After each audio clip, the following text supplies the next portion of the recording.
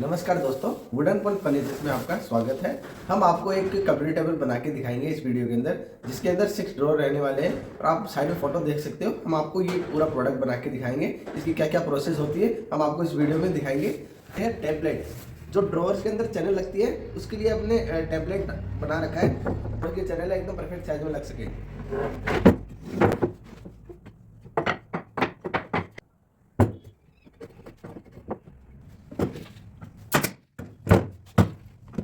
इसी प्रकार अपन ये दोनों लगा देंगे। यहाँ पे एक यहाँ पे लगेगा, एक यहाँ पे।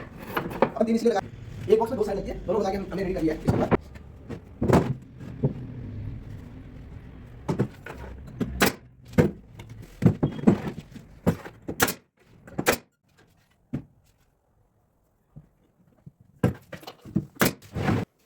इसी प्रकार से अपन ने दूसरा बॉक्स भी रेडी कर लिया है।